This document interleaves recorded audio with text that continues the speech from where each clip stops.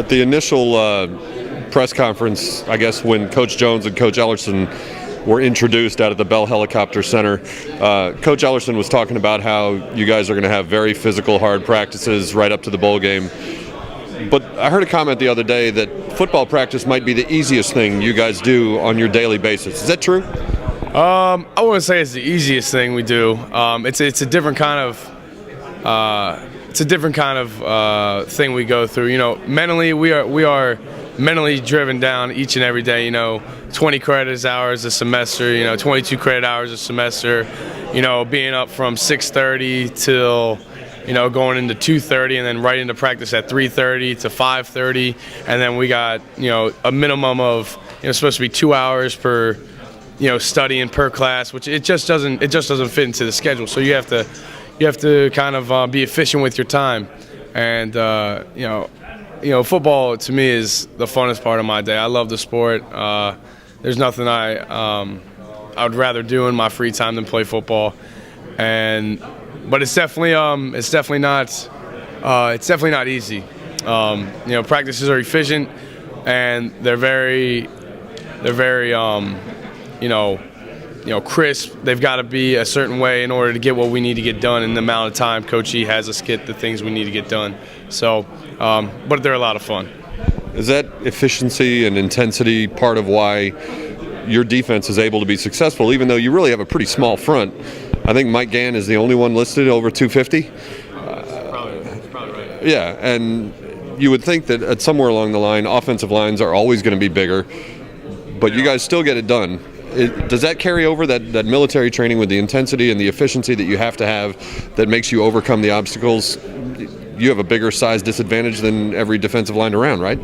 I mean, we know that going into the season. We know we're not the biggest guys, you know, and that's not even something that comes to our play. We know that we're going to be, we're going to be faster, quicker, more precise with our footwork, or just more relentless. You know, you can be as big as you want to be, but, you know, as efficient as we can be, as precise as we can be with our footwork, and how we can come at you at different angles and confuse you with the guys we have at the positions we do. You know, we've got a D-line that, you know, Jarrett Mackey, Josh McNary, Marcus Hill, and those guys, Mike Gann up front. You know, these guys don't exactly like to be blocked. You know, that's not exactly something they get paid to do, I guess you could say. So, which makes it playing with them so much more fun. And I just, you know, they know they're not going to be bigger than the offensive line they play against, but they definitely don't believe that the offensive line is going to be better than them.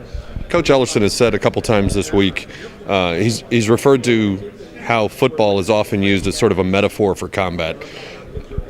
As someone who's entering that as your life, does that bother you guys? That other people, I don't know, they don't make light of military service, but to draw a comparison between a game and what you're going to end up doing for a living? I mean, you know, being around this place puts a different perspective on that. You know, us growing up as high school players, little league guys, you know, you're going to war. You know, you're going to war this weekend, you know, stuff like that. And it's not until you come here where it's like, I mean, it's not exactly war. You know, it's a battle. And don't get it wrong. It's two teams battling out there, but it's not life or death. And it's something that puts a perspective on things that makes you understand that this is an opportunity that you must cherish. You know, this is a game that's meant to be played a certain way, and you don't forget that, because the real war, the real battles are going on over there, and you know, we'll be over there eventually.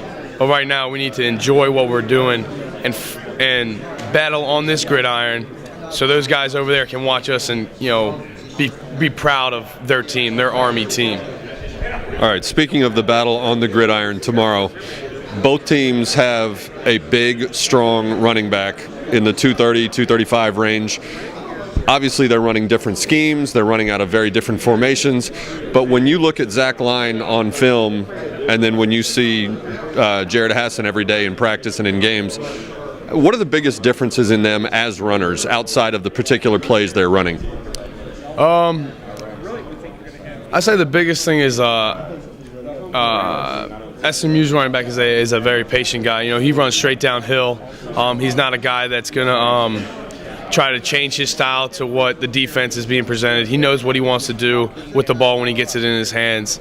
So, I mean, I'm looking for the opportunity. I'm sure I'm going to see him a few times tomorrow. So it's going to be it'll be a fun battle. And with Jared, I mean, he's a quick hitting guy. I mean, that fullback give hits real quick. So there's either a guy there or there's a guy not, and you'll know with whether he keeps running or not, whether the scheme is right or not for SMU's defense. But as far, I mean, they're both strong, tough guys. Knowing Jared, he loves the game. I'm sure this SMU's running back loves the game too. I mean, he's had a great year. 1,400 yards is nothing to not be proud of. So we're looking forward to the challenge, and looking forward to the opportunity to have a good game. He's a bit of an unusual situation, running for 1,400 yards in a run-and-shoot offense that's supposed to be pass first all the time. And their offensive line plays out of a two-point stance. What does that do to you on the defensive side? What kind of challenges does that present? It actually presents, I pride myself on being able to play the game within the game, getting a good pre-snap read with, what the O-lines, are they heavy? Are they light on their feet? Does it look like a pass set? Are they heavy for a run read? Is the running back, where's the running back looking pre-snap? Kind of all those things play into how the way I play.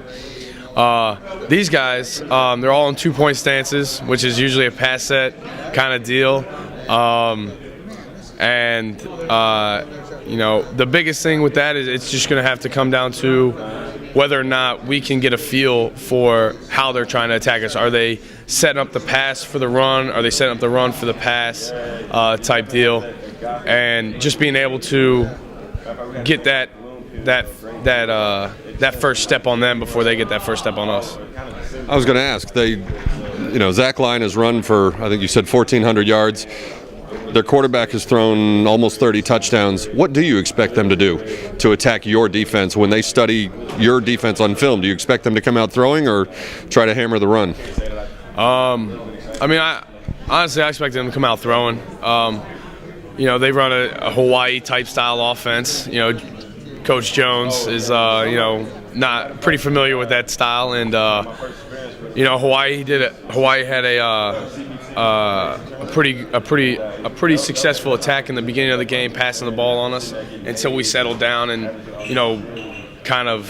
started hammering their receivers a little bit, and then they started going on the run a little bit, which we were able to shut down. So it'll just come down to the way we're able to fit on the run for the most part. And getting to that quarterback, having Josh get loose a little bit, having Mike get pressure up the middle, Marcus off the other edge. So it'll definitely happen. It'll definitely have to. It'll be based on how we're playing, how Coach Jones is going to attack us. There are a couple of really big Army bases within 2-3 hours of Dallas. And allegedly, rumor has it Army fans have bought up a majority of the tickets. Is this going to feel like a home game for you tomorrow? I hope so. We love being a player. You love seeing a crowd that's into the game and knowing that the way you're playing affects so many people, and having fun with the guys next to you is definitely something that increases the enjoyment of the game, and hopefully hurts them a little bit, being their home stadium with more black and gold than that blue and red over there. So that'll be definitely a plus for us, and we're just looking forward to the opportunity to play and strap it up and get ready to go on Thursday.